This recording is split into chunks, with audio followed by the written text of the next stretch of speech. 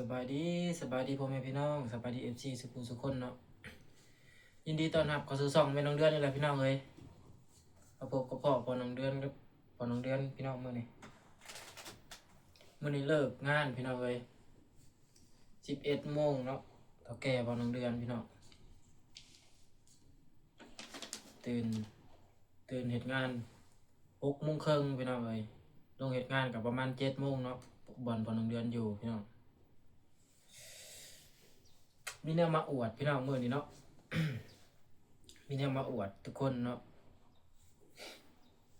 นี่พี่น้องเอ้ยมีแนวมาอวดแล้วก็สิมาเว้าถึงการมาปีนี้พี่น้องเอ้ยบ่คือปีกายเนาะมีกฎระเบียบออกมาใหม่อีกแล้วพี่น้องเอ้ยล่าสุดเนาะเพิ่นแจ้งลงในกลุ่มพี่น้องเอ้ยกฎระเบียบเสียเงินพี่น้อง ก็เลยสิมาเว้าสู่ฟังพี่น้องเอ้ยกฎระเบียบออกมาใหม่ปีนี้เพิ่นว่าบ่คือปีกายพี่น้องเอ้ยโอ้ปีนี้มีแนวเชียร์หลายอย่างพี่น้องสิมาอวดก่อนพี่น้องเอ้ยตื่นมื้อเช้าเนาะออกไปเบิ่งอยู่โกดังพี่น้องออกไปถ่าเฒ่าแก่เพิ่นก็ได้แนวกินมาให้พี่น้องเอ้ยเจ๋พี่น้องนี่พี่น้องมาม่าเกาหลีพี่น้องเอ้ย1 2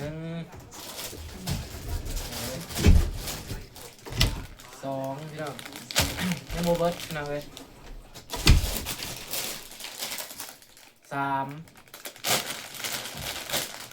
ยังบ่เบิดพี่น้องยังมีอีก4พี่น้องว้าติโต4 แพ็คพี่น้องมาม่าเกาหลีพี่น้องเอ้ย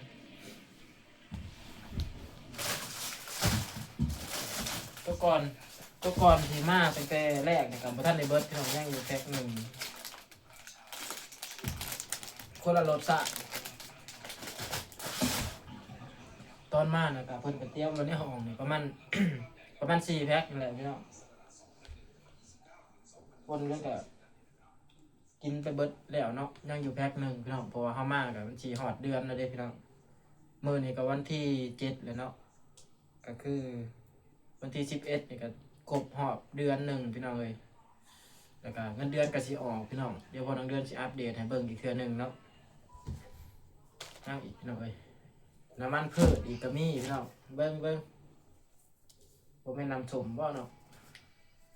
คันเฮาไปซื้อเองอาจสิถือน้ำส้มพี่น้องเอ้ยน้ำส้มสายสู้เนาะแต่ว่าถ้าแกมาซื้อมาให้นี่น่าสิซั่วอยู่พี่น้องเอ้ยคือสิแม่นน้ำมันนั่นแหละนี่สำหรับของกินที่เฒ่าแก่ซื้อให้ซุมพอน้องเดือนอยู่นี่เนาะก็คือมีมาม่ามีน้ำมันพืชแล้วก็ไข่พี่น้องเอ้ยไข่เดือนละแตะเนาะแล้วก็ข้าวสำหรับการอยู่การกินเพิ่นก็สิซื้อให้ประมาณนี้เนาะส่วนพวกเนื้อหมูเนื้อไก่เนื้อปลาอยังประมาณนี้เฮาก็สิซื้อกินเองพี่น้องเอ้ยเบิ่งพี่น้องดีบ่เฒ่าแก่ก็ย่านลูกน้องหิวซื้อมาให้4 แพ็คเลยพี่น้องเอ้ยเพราะว่าตอนเช้านี่เฮาบ่ค่อยได้กินข้าวเนาะพี่น้องเพราะว่ามันได้ตื่นแต่เช้าเนาะเฮาก็มันบ่ทันอยากข้าวนะพี่น้องเอ้ยเฮาก็เลยกินมาหมกมาม่าไปเนาะบางมื้อก็ได้เกือบคู่มื้อพุ่นแหละพี่น้องเอ้ยมาม่าเนาะตั้งไว้นี่แหละตัวนี้อุ้ยเย็นสำหรับการที่มีกฎออกมาใหม่พี่น้องเอ้ยของกรมจัดหางานแหละพี่น้องเขาแจ้งลงในกลุ่มเนาะสิได้เสียเงินเพิ่มเนาะปีนี้ตามที่เพิ่นแจ้งมานั่นอายุ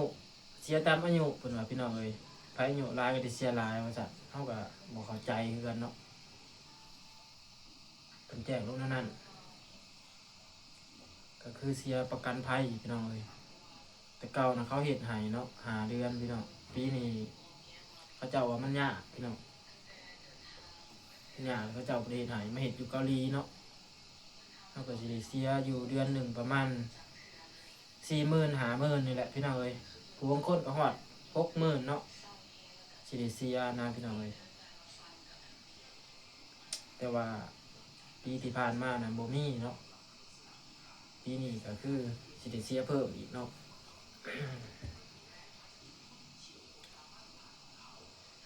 เฮ้ยคิดมากสิได้เสียเงินแล้วก็ท้อพี่น้องเลยท้อแต่ก็บ่ถอยหรอกพี่น้องสู้คือเก่า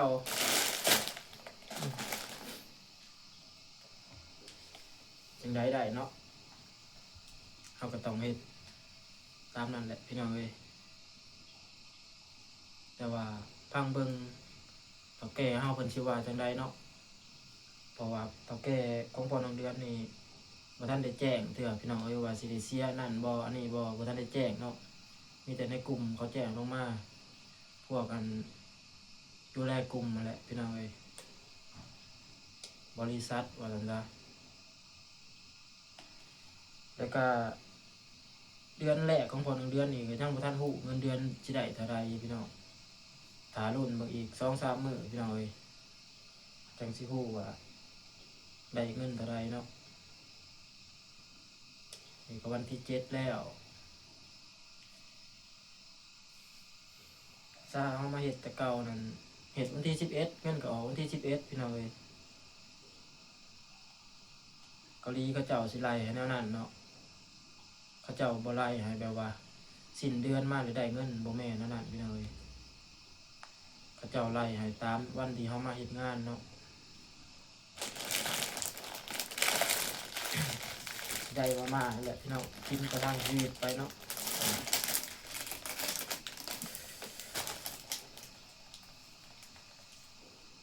น้ำมันกับตุกบักใหญ่ไข่แตะหนึ่งเนาะแต่ละเดือนเนาะถ้ามันเบิดเราก็ทามมันเพิ่นได้พี่น้องเท่าแก่บางเดือนบ่ยากเท่าแก่บางคนเขาเจ้าก็ให้ซื้อกินเองเบิดทุกอย่างพี่น้องเสียค่าห้องค่าน้ำค่าไฟอีกเนาะแห้งนักพี่น้องเลยหลายคนอยู่เนาะที่พอแบบนั้นบางคนมากอะบ่อยากต่อกับนี่พี่น้องเอ้ยมากแล้วก็แบบว่ามันเสียหลายอย่างนะแล้วก็ท้อบ่อยากต่อพี่น้องเอ้ยกลับเมื่อ4 เดือน5 เดือนก็หลายเนาะสำหรับคนเดือนนี่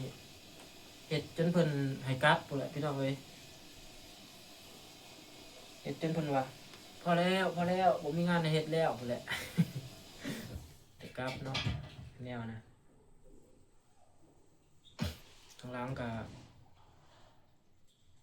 บนตากเครื่องก็ตากเป็นนี่แหละพี่น้องเอ้ยคลิปนี้ก็สิประมาณนี้พี่น้องคอมเมนต์มาเบิ่งพี่น้องนี่บ่เฒ่าแก่ไว้นี่ซื้อมาม่าซื้อไข่ได้ข้าวเนาะน้ำซื้อกินเองพี่น้องเอ้ยน้ำถามแม่น้องเดือนเมื่อคืนนี่แพ็คหลายเป็นไรว่าน้ำเขาเจ้าคือบ่ซื้อให้กินแพ็ค3,000นึงพี่น้องเอ้ยแล้วก็สิซื้อกินพี่น้องเราซื้อมาอยู่แต่มันเบิดพี่น้องเอ้ยเดือนออกเขาก็สิพากันไปหมากพี่น้อง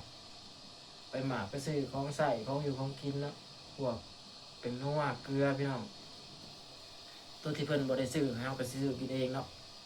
เราก็บ่อยากอันรบกวนเขาเจ้าหลายนะพี่น้องเพราะว่าเขาเจ้าเครื่องปรุงเขาเจ้ามีแต่ซ้ำนี่ว่าซั่นซะน้ำมันหอมน้ำมันหอยเขาก็ซื้อกินเองพี่น้องเอ้ยตัวมันถึงปากเฮาว่าซั่นซะเฮ้ยมาโลกนี้สิไปคิดเป็นครั้งแรกนี่เป็นจังไดเด้เนาะมื้ออื่นเช้าสิลองเบิ่งพี่น้องเอ้ยแม่น้องเดือนนั้นตื่นตั้งแต่ตี 2ตี 3พี่น้องนี่แหละเนาะมาเกาหลีแต่ละคนแต่ละหมองแต่ละบอนมันบ่คือกันจักมอนพี่น้องเอ้ย